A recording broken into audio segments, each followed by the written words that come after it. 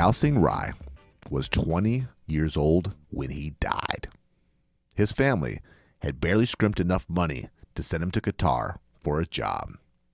It cost them $1,300, which they paid to a recruitment agent to get Gal an in at the labor camps. He was supposed to start working as a cleaner for the camp. He had been promised enough money to repay his recruiter and his family within the first year of work. And why wouldn't he believe it? Qatar is rich. Qatar is the richest country in the world per capita. And they've been hiring migrant workers by the thousands since they were awarded the privilege of hosting the 2022 FIFA World Cup.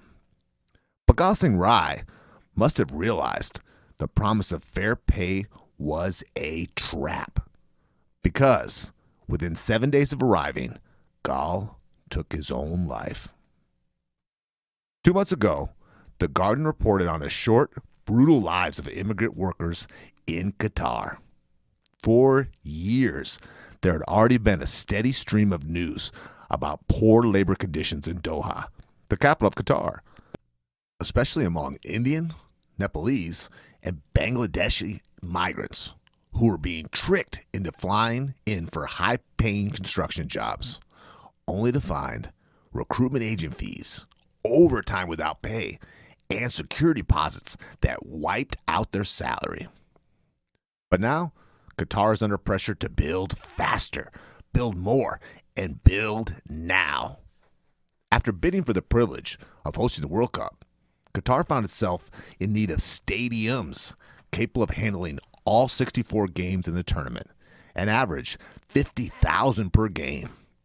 Qatar had piles of money and one of the largest natural gas and oil reserves in the world, but not a FIFA-level stadium. So Qatar started construction on not just one stadium, but stadiums. 8 stadiums in total. And you could track the progress of all 8 stadiums on the official FIFA website. 8 stadiums built for an estimated 3 million tourists being built outside, where the average temperature in the summer is around 100 degrees and peaks at 122. The FIFA website doesn't list the migrant deaths associated with the FIFA stadium projects, but we have the number right here for you. The number of young, fit, Gaussing Rais who have died of quote-unquote natural causes is over 6,500. 6,500 young, skilled laborers dead in Qatar. The 9/11 fatalities in the Twin Towers was half of that.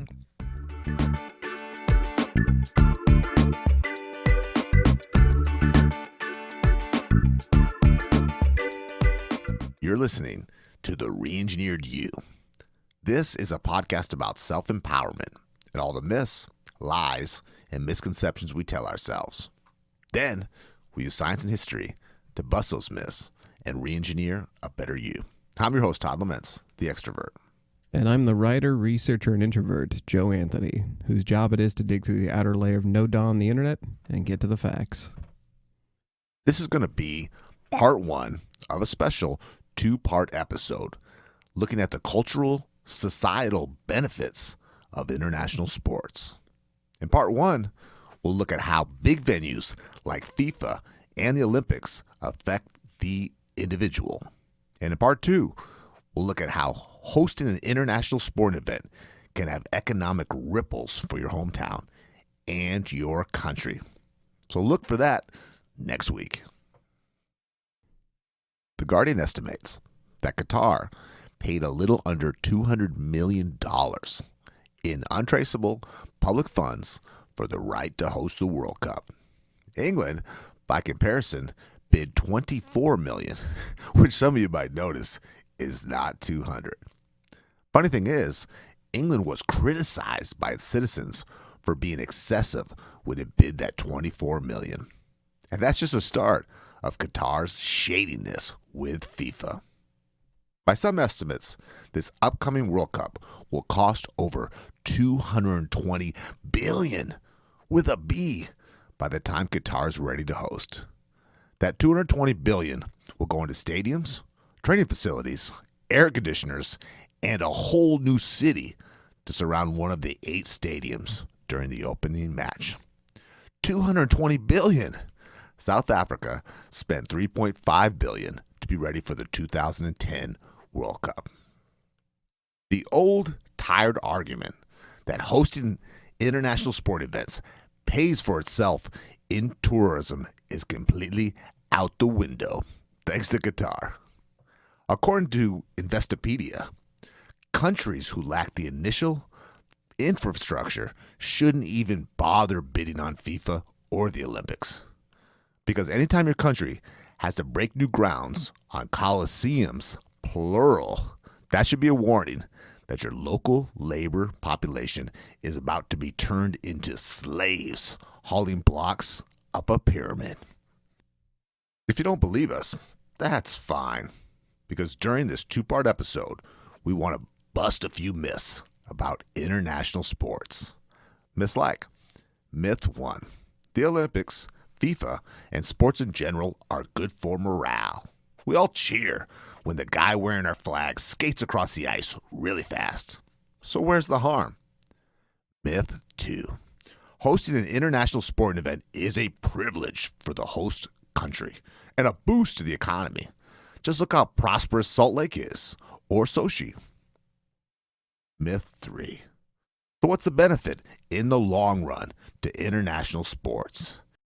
Is it all just bread and circuses to keep the largest masses entertained in the biggest arena possible?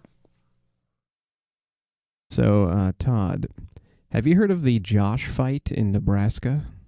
Josh fight? No. So it was a quote-unquote sporting event where a guy on Facebook named Josh wanted to find out who the real Josh was, and he invited everybody named Josh on Facebook to a fight in Nebraska. Fight each other? Yeah. a battle of supremacy, if you will.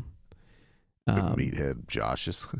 It wasn't just meatheads. Just so many people showed up. It looked like goofy, a combination of like Woodstock and like a New Zealand fair. It was weird. Everybody was armed with a pool noodle. That's how they fought each other. Boy, sounds fun. Yeah. Guess who won? Josh won. So that's the kind of research I do all day. I get into weird, goofy niche stuff. Weirdo is what you are. That's my speed of sports. Am I laughing with you or at you? I don't know. Both. It can be both. But that's okay. So I do research on the internet pretty much all day, every day. That's kind of my jam. I had heard about deaths in Qatar. There's old Saturday Night Live skits where they started every single news desk episode with the phrase "trouble in the Middle East," and then they'd continue with other news. But that was the joke, is it was so common to hear about it. It flew under people's radar. This thing in Qatar was like that for me. Like I heard the phrase, migrants dying in Qatar, and I was like, I don't know what Qatar is. I know it's a Middle East country. I don't know what that means. It sounds to me like Saturday Night Live saying trouble in the Middle East. Qatar is a tiny, rich country. How small? 2.8 million people. Highest per capita in the world. Not a country that should be hosting a major sporting event. Now, why would a country want to host the Olympics or FIFA, this World Cup? It's a huge trophy for your country. It's a huge puts you on the stage of all the developed nations, the most powerful nations in the world. But 2.8 people is not very big. It makes your country look like you're a world leader. And soccer, FIFA, is the most popular sport in the world. So, like, super rich and super small, that's what Qatar is. And when you get into oil money, old money like that, billionaire money, sometimes you lost touch with reality, even more than the millionaires of the rest of the world. Okay. How do they have so much money? Oil. Oh, okay. So, I was sorry. I was thinking that'd be too stereotypical of an answer. Like I'm just like Middle East must be oil. I was like I didn't want to get dragged online or thought of I need to get a smarter partner. It is oil. Okay, so one thing I want to talk to everybody about before we go along in our show notes, there's a link to a Guardian article. And when there's 6,500 people died, you, Joe, and I, from our studying that we get calloused. It's too big a number. We can't digest all that. Right. We had an episode where we discussed. It was our empathy episode. No, not empathy. What was it? It was grant and compassion, and we found out that once you go over one person, like if a narrative is more than one person suffering, our brain starts to callous. It burns out that circuit. And so once we hit 6,500 like this, it gets crazy, right? Take a quick second. Go to the Guardian article in our show notes. Scroll to the bottom. There is a picture of 20-year-old Gao Sing Rai. You'll know it's a picture of him. He's 20 years old, Joe. He looks like he's 15. He's just a sweet kid. And to think he went there and lost his life. It'll put this all in context too, that there's 6,500. I even hate that number, 6,500. A little too even, isn't it? Yeah. Yeah, seeing the people, like The Guardian has a couple of individual stories, and it is heart-wrenching. Qatar, in order to pull off this World Cup, they have this come into town. They've got to get busy. They need to build 7 new stadiums. They have dozens of major projects. Now, how big are projects? The project they have underway is a new airport, all new roads, a whole new public transportation system, hotels for all these tourists to stay. Remember, Joe, this is 2.8 million people. They needed 2 million people of a migrant workforce to build this, to make this all happen. That is wild. So if let's just say, I know we have more people than 300 million. That'd be like 200 million people in America coming, migrant workers, to build. Can you imagine? Where would they live? Well, labor camps, apparently. I mean, if we're going by Qatar's model, we give them a temporary space and we send in cleaners and we hope they don't die in the heat. And if you're Qatar, you call that natural causes, I guess. I can't even imagine it. It was being ungodly. Hell on earth. So, Joe, from the research, why does the world love and need sports so much? So we're going to hopefully walk through this like an alien. I hope you're okay with that. We are a UFO, and we are landing in a children's soccer field with like drunk dads yelling, get it. Why do we have international sports? Why are we so competitive? What's the harm, really? Like if we're looking at a kid on a soccer field, or if we're looking at a guy wearing our flag, like skating really fast across ice, or like Michael Phelps, like I was excited watching Michael Phelps. I know nothing about swimming when he won his medals. Yeah. I was learning alongside everybody else. I get worked up during Olympic events of sports like cross-country ski, stuff I have never done, or even, I don't know who any of these athletes are. Right. My heart starts pounding. I'm glad you said that phrase. So one of the things that I looked into was how many physical things can you actually live vicariously through with sports? One of them was actually heart attacks. So this comes from Vox. Vox did the article is Sports Fan Psychology. And they talked about how you can, during very, very tense moments when people are living vicariously through their teams, they have suffered heart attacks before, just purely from the adrenaline of it, like standing, cheering, and then boom. Oh, wow.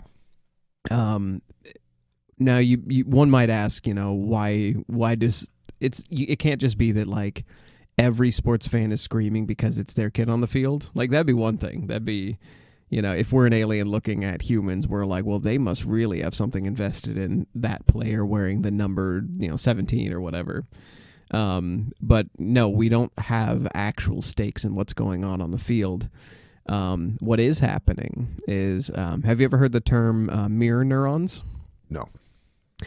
Okay, so they are brain cells that are active when you are carrying out actions like shooting a basketball or something. Mirror neurons can also fire off when you're watching somebody else do it.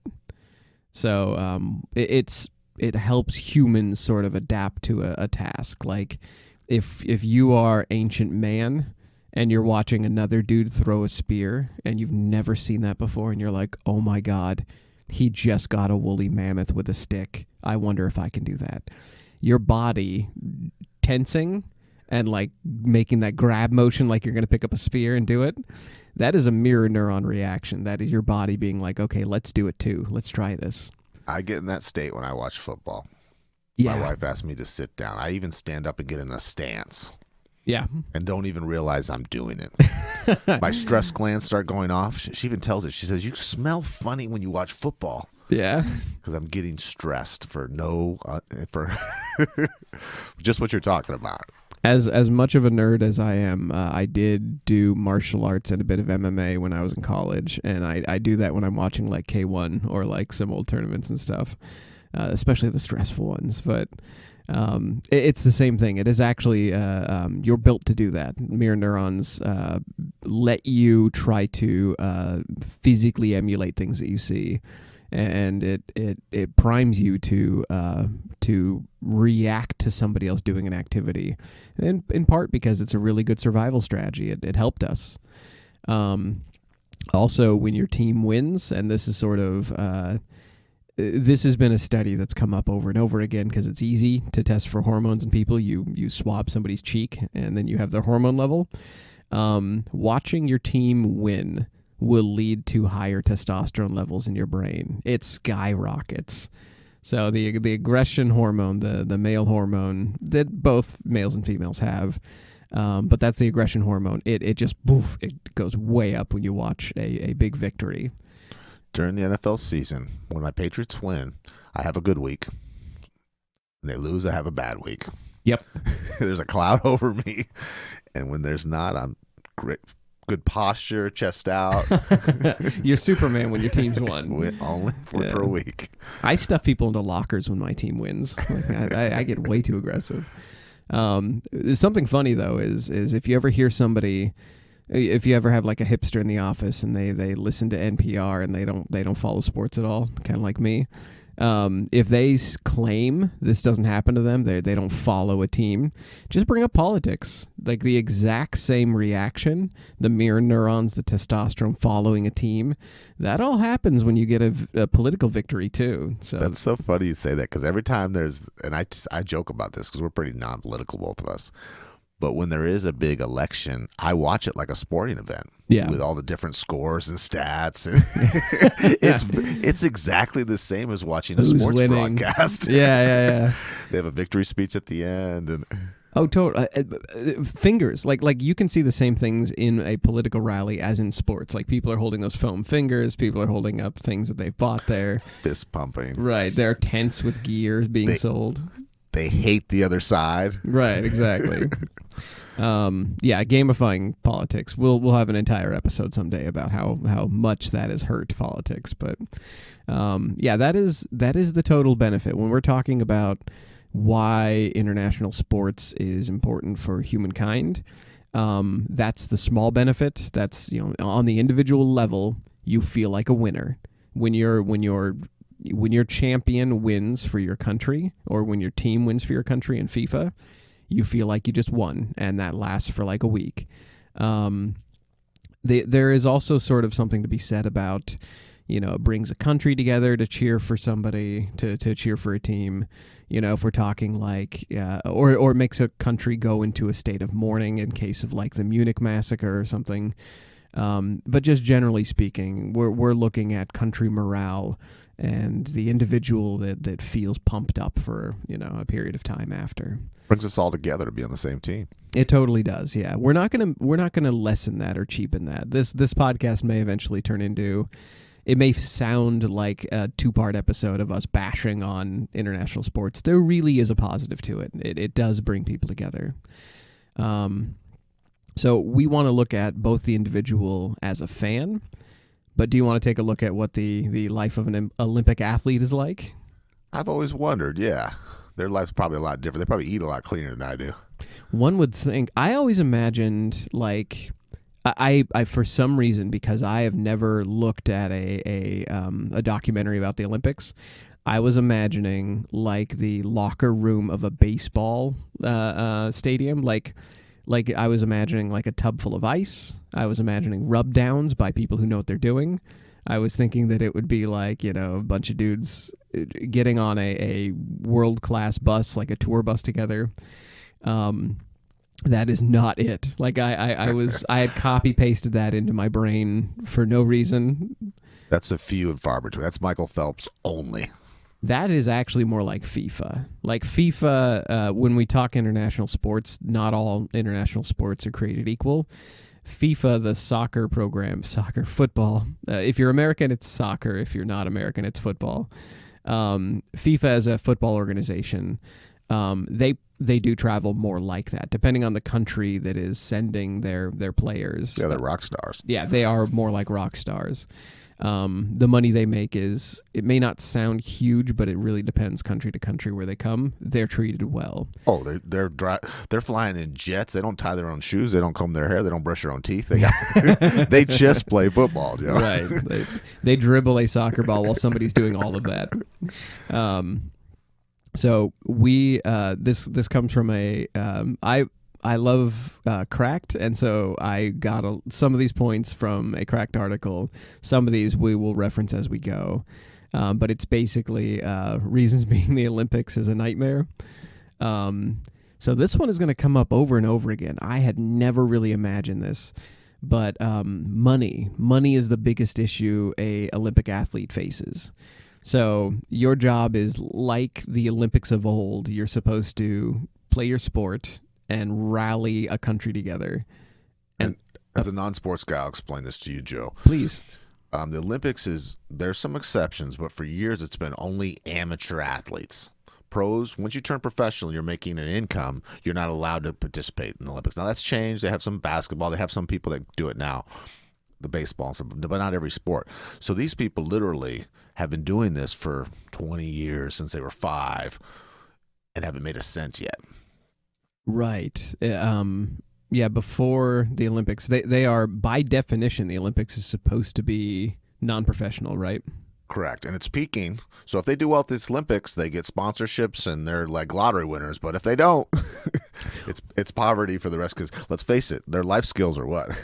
Right. Yeah. We're gonna get into that. Like but the other part of it is too, what if they're not in an Olympic that transfers into another sport? Like if you are a Olympic boxer, you go into boxing after, right? If you are doing, Cracked uses the dressage as their example, that's horse dancing. If you don't find a venue for dressage afterward, or like I've never gone to a shot putting event in Portland. Like it's not like there are some of these that you will see in professional sports. It's less lucrative, I guess, than baseball, basketball. Right? Yeah, baseball, basketball, you just get put into a team. Yeah. Horse dancing. So, of all the Olympic sports, very few of them actually have a professional life after the Olympics. Almost all of them basically become, they're bankrupt by the time they get to the sport, because their family is paid through the nose to get them their equipment and get them bus rides to wherever they need to practice and wherever their events are. By the time the Olympics is over, they have proven they can be a superhuman, basically, and they have almost nothing to show for it. So the Olympics themselves, as a nonprofit organization, they have an annual budget of about $170 million, which is actually quite small. $170 million for all of those athletes that they send each year. So the stipends they give to people are shockingly low. Top ramen and really shitty Airbnbs, sounds like. Right. So a discus thrower, they only got about $15K a year from their activities, from doing discus. And that includes sponsorship, prize monies, stipends, the Olympic stipend. So, like, they're making $15K. That's less than minimum wage in the state annually. And for a pro athlete, that's that's grocery money on the low end. Right, exactly. They're eating all of that in like protein powder. So what do Olympians do? Well, they do what the rest of us do when they run out of money. They Kickstarter. There is a website called rallyme.com. So literally, if you go there, it's kind of it's cool. It's heartfelt to see their stories, but it's also a little bit sad because you're just looking at all these people. Like you compare the two. Olympic athletes who are at the top of their game begging for money like it's Kickstarter, and then compare that to like FIFA where they're riding in buses and they're getting rub downs and they're sitting in ice baths. I remember I was up in Seattle and on the evening news there was a part about a woman who was going to be a shot putter in the Olympics, and she'd passed Olympic trials. And I remember saying that she was a big lady, big and strong. And she said, all the food I've been eating has been from food banks. Yeah. And you're just like, shit, that's a lot of food. That's a lot of food. But she has to go to a whole bunch of them all over Seattle to keep up. Right. And keep the calories in. We also want to sort of recognize a bit of an elephant in the room. If you're an Olympian and you are a female Olympian, you will get a few percent less screen time when TV covers you. So if you're like Michael Phelps, or if you're in a well-regarded sport, a sport that is popular, you'll get enough screen time to where you can expect sponsors. If you are like an Olympic runner, those people get some TV. Like they actually get featured sometimes, or like snowboarding or something exciting. If you are in a boring sport, and especially if you are female, you will get almost no screen time. This also came from the same article. They talked about how feminine events get the most amount of time. Feminine in quotes. Basically, that means TVs will air you if you are in swimsuits. So women's volleyball, women's beach sports, those get a heck of a lot more airtime. But you're paid less, and it's sexist at its best. Exactly. You in total, not from the stipend, but generally you get paid less. You don't get screen time unless you're in a bikini, basically. And good luck effectively building a career afterward that involves your sport. Well, you're probably too young to remember this, but do you remember the Tanya Harding, Nancy Kerrigan's figure skating scandal? I watched I, Tonya, so I remember the movie. Now, what happened from that, because of, I'm not going to go in the whole thing that happened, but there was a huge scandal and there was an injury. They were getting the higher rankings from just watching the figure skaters warm up than they were from the other live gold medal events.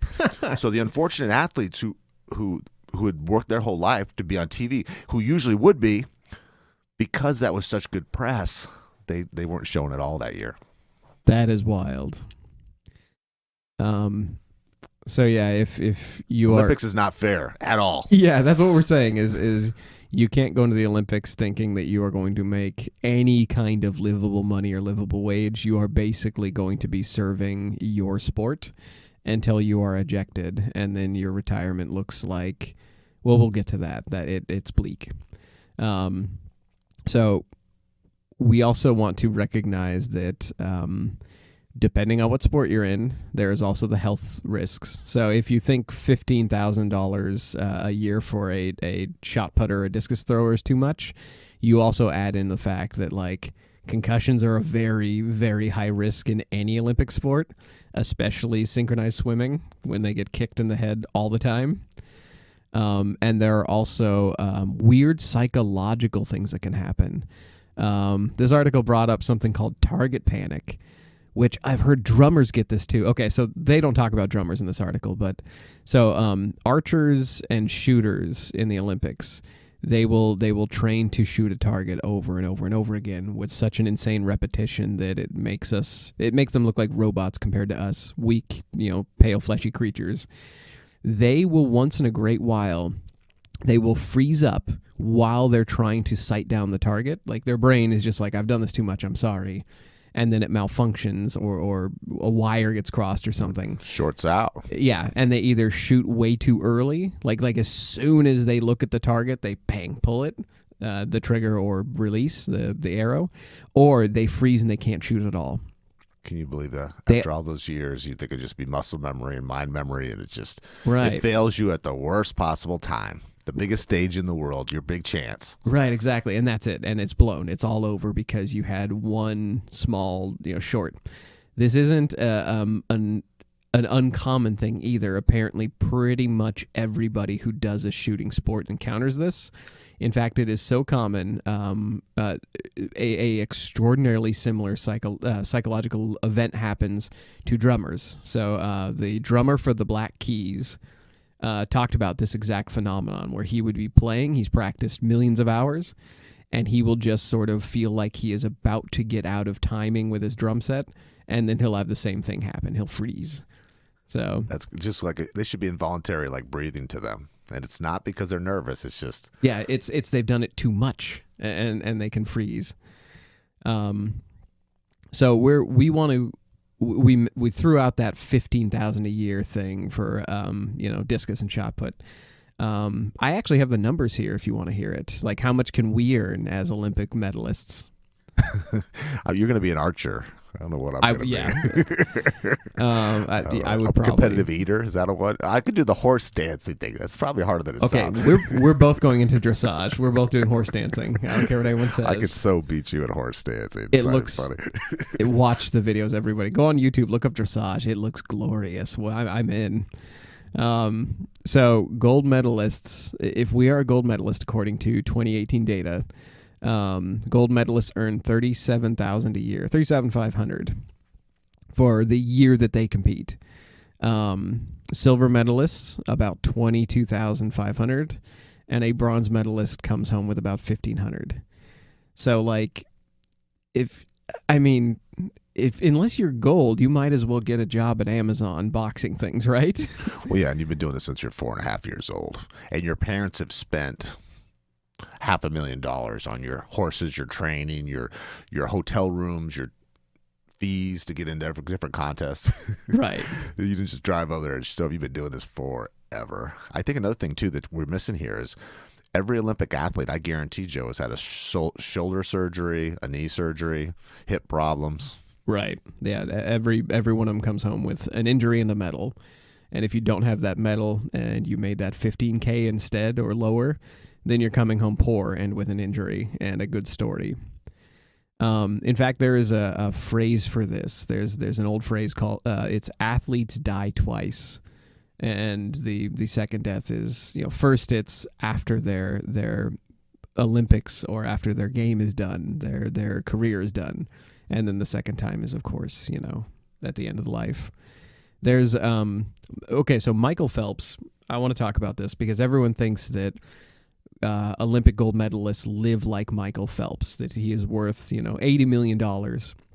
He is, I looked that up, that's every gold medalist. Even, anyone that wins a gold must have their life set up, or at least to get sponsorships. That is not true. Like most people, unless they really capitalize on their popularity and they have someone to manage their money for them, most medalists just retire. There was one story, Susie Favor Hamilton. She was a 3-time medalist runner, and she became a call girl. You can sort of look up her news stories if you want. There's also an article, we're going to link to this. It's from the BBC. It's about the British teams that came home after one of the Olympics, and almost all of them went to job fairs, and they saw each other. Like these Olympic medalists and these Olympic team players, they saw each other at job fairs and talked to each other while they were trying to get jobs in the country during a recession. Well, for starters, that's sad to become an escort after being such a world class athlete. But can you imagine all these guys at the job fair and they're asking what you could do? You say, I can run a 40 at 4.2. Right? Yeah. Oh, I'm a superhuman. I am the best that humanity can offer. Take your shirt off. Right. I can do this. Right. So there's no retirement plan for an Olympian. Most of them have to actually figure out what they want to do with their lives when they get home. And it's just like everybody else. Some of them don't figure it out. Some of them, it is as wildly varied as if they had all been born after the Olympics. If they were just born and they had just graduated high school, that's more accurate. I think people are going to kick back and say, oh, but they're doing what they love. I promise when you've done any sport this much, you've dulled it down to the little micro movements and stuff. You've got taken all the fun out of this by now. You're probably sick and tired of it. Exactly. Yeah. Yeah, they're doing what they love. Tell that to the archer who is sweating because he just got target failure or target focus, and he can't shoot the arrow he has been. Yeah, doing what you love is all well and good right up until you are in a shrink's office saying you can't do it. So by comparison, international sports, we're talking FIFA today. We're talking FIFA and Olympics. But the reason why is they both have the same kind of impact on people's lives and economies, and where they choose to host their event. FIFA athletes individually, they seem to fare a little bit better. Like you said, they make more money. The countries that pay them seem to pay them more equitably. I mean, they're sports stars, literally. In FIFA, men are paid $25K to $300K, roughly. The average is about 40. And the women are paid 25 to 300. Oh, sorry. The average for men is 60. The average for women is 40. So it's even worse than the. It's pretty close to the 70 cents on the dollar or whatever. That still carries over to FIFA. So women are paid less than men in average. And the top earners in FIFA are just over the top. Like, the amount of money they get is ridiculous. I wonder what the difference is in television revenue, though, because I know that a lot more people watch men soccer than women. Yeah, that holds out. We don't have to look that number up. I am. We just know that. Yeah, right? Absolutely certain. Yeah, after not studying that they the should, Olympics not that's television. more entertaining, but yeah. So this comes from a Forbes article. I looked up just what the top earners in FIFA are, just for my own knowledge. Messi just resolved a contract drama, and he came away with about $126 million. There is a player named Juventus Ronaldo. He at number 2, he's $117 million. And then one of the Paris Saint-Germain strikers, he is at about $48 million. So that $25K to $300K, that is roughly in the average, but the professional FIFA players who are like strikers especially, they do really, really well. The best in the world. Right. So if you're on an Olympic team and you look over, you're commanding the same kind of crowd. You're on the world stage, and then you look over and see these guys making, tens of millions of dollars, and you have to go onto basically a Kickstarter to ask for your next set of ski poles. It cannot feel the same. Like, that can't be gratifying. You can see him eating Ronaldo's leftovers, right? He throws away. Right, exactly. Like when they throw him off the bus, somebody's there to grab him, and it's the food. Olympic. Yeah, the Olympic dog, players. eat that. So, if we're talking FIFA, how, like, Qatar, they went to such trouble from what I could tell. Like, they bid higher, they nudged out their competitors. They really fought for hosting FIFA. Why? Like, why'd they do it, and why was it such a controversy? First of all, they overbid it. England had this bid of 24 or 30 million, whatever, and they were criticized by what is that money going to? I mean, why do we have to pay that much to host this event? We already have to do all these things to our city. Why should it be that high? They blew them out of the water, not even close. They didn't overbid at 50 million. They bid at 200 million. So Britain, like, it was their own citizens that were like, this is too much, 20 something is too much, and then Qatar is like, hold our beer. Now keep in mind how much England loves soccer. Oh yeah. Yeah, I mean, it's not like they don't have a love for the sport. They're crazy about it. They would love to host the World Cup, just like France did. France hosted the World Cup and won it the year they were hosting it, which is like the wildest party ever. But back to Qatar. Qatar is just like a rich kid who has too much money to spend. I talked about before, the population is only 2.8 million people. It in just square footage is not very big. You know how small the state of Delaware is? Mm-hmm. It's like 2 Delawares. That's it. Okay. So that's probably why you haven't heard of it. From the Guardian article, they estimate, and it's not all traceable public funds, that $200 million was spent. And they also think there's probably some private money that was kicked up to different people in the organization. Okay. So untraceable. 200 million that people know of, basically. There's lots of reports, 4 years of lots of corruption in FIFA. There's bribes. There's no paper trail of that we will never know about. See, I didn't know any of that. Like I knew of FIFA as an American from like my European friends who would go nuts every once in a while when like the cup was on, and then they like games, like soccer games that I didn't want to play on like PlayStation, and that was it. I did not expect this to be like the Olympics of corruption, almost literally. It is, and just because you have the most money, bid the most money, doesn't mean you're the best country to promote that sport. You know, if you have in any other big country like Tokyo, Germany, America, it's probably better for the overall promotion. And especially when you have a country that's so small, with only 3 million people, that you have to bring in 2 million people. You don't have, they're building airports, Joe, for a soccer matches. That's like a military. That sounds like less like a soccer match, more like they're setting up a base. So if they started with that level of corruption, I'm guessing they have had media eyes on them the entire time this started. So the deaths were probably reported early. 6,500 people died. So you would think that they're doing this to get good press to promote their country, that this would be bad news, to the point that FIFA would decide to pull out of the country, right? Sure, like it's got to be killing their business. The committee organizing the event for the World Cup, when they asked about these things, all these deaths, they gave the politically correct, we deeply regret all these tragedies. We've investigated each of them to ensure that we've learned lessons. We've always been transparent, and they dispute inaccurate claims about the number of the workers that died in their projects. So they just gave this, oh yeah, we're looking into it. And these are probably not being accurate correctly. They're being exaggerated. Wow, okay. Now, a lot of these violent deaths, people getting knocked to their death, falling, heat stroke, were all reported as natural cause deaths. Joe, healthy construction worker people, young, in their prime, hard workers, natural deaths. How many 30-year-olds do you know just dropped dead? Wow, that is wild.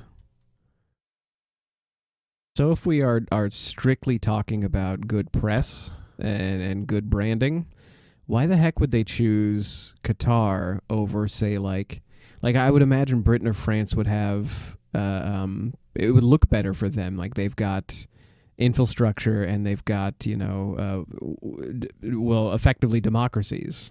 More soccer fans, period. Right. Lots of soccer fans and an open government. Well, not everyone in this FIFA organization they're better at taking cash than they are being very smart. The Secretary General, he slipped up and admitted that FIFA doesn't like dealing with democracies, Joe. No shit. They prefer monarchies and dictators. You know why? Because there's less red tape. They don't have to get a lot of people to sign off on it. They can just have one person say, this is the way it's going to be. So for them, they can just take all the bribe money and get it done. Wow. And they admitted that. Yeah, they publicly did. I just think it's crazy. But they just think less democracy is better for organizing a World Cup. Okay. Well, I would think that the shadiness of Qatar's bid should have been a bit of a warning about the human rights that were inbound, like the violations. But we're going to have to save that for part 2. We're putting this into a two-parter where international sports part 2 will be all about sort of the economic benefits and the negatives of hosting an event. And because the Reengineered You is about self-improvement, we're really going to focus on how this affects the small local economy and how we can change it. I mean, like literally, you and I, Todd, as aliens landed on this planet watching a kid's soccer tournament, we can actually change the trajectory of FIFA pretty easily. Like, I was shocked at how simple it was. But really, really quick, I wanted to talk about the weirdness that happens when Olympics come to town. This one's great. I had never heard this. So usually when I get our talking points for the show and points we want to make, I go and I bring this up to people. A lot of people knew this. As soon as I started talking about it, they completed my sentence. Well, this is what happens.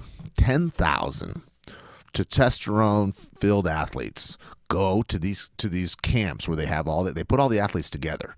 Now they're away from their family, they're away from their spouses, they're away from all their coaches. They live a very structured life at home. They train and they sleep. They train and they sleep, right? So now they're around all those other athletes. Well, they start having sex with each other, Joe, like rabbits.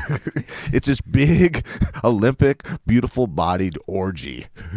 I secretly suspect that's what the Romans had planned the entire time. I didn't think that. I thought that they were because this was their peak of their career, they were so laser-focused that they're not going to waste it by having sex, staying up all night having sex. I was totally wrong. They have issues with used condoms being everywhere. And then people who are in different rooms, you can't sleep because everyone's having sex and everyone's moaning.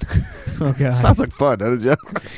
I remember in Sochi, like they were talking about how they were trying to catch people having sex. Like their coaches were trying to catch them.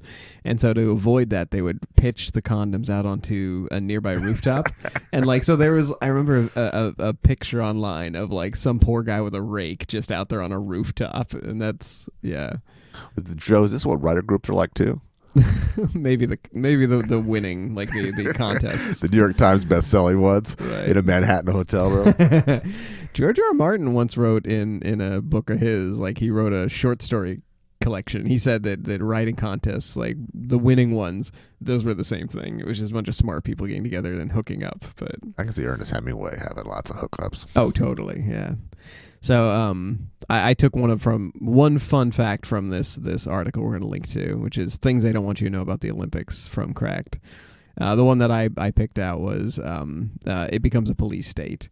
We'll talk about this a bit in the next episode, but the idea that like during one of the Olympics in Britain, anybody who put any words of the Olympics, like any slogans, the symbol of the rings, whatever.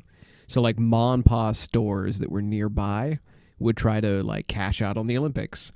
Anyone that had Olympic stuff would get fined, a huge fine. We'll talk about that in the next episode. So they can't cash in on what's supposed to be tourism. Right. These people are coming in, they're puking on your storefront, using your bathroom. You can reap those sweet tourism dollars. You cannot make any money off the Olympics intellectual property. Well, they haven't made enough money with their $200 million bribes, Joe. They're hurting. Right, exactly. That's like an Ed Medfin $200. What are they paying for? Oh man. So that is the next episode. So if you're tuning in next week, come back and we will talk about what international sports does to your local area, why it turns your town into a police state if they show up there in Salt Lake, if you're in Salt Lake, and what we can do to sway FIFA and Olympics to host in sustainable areas that already have the infrastructure. So we'll see everybody next week. We're not experts in anything, but we've got an opinion on everything.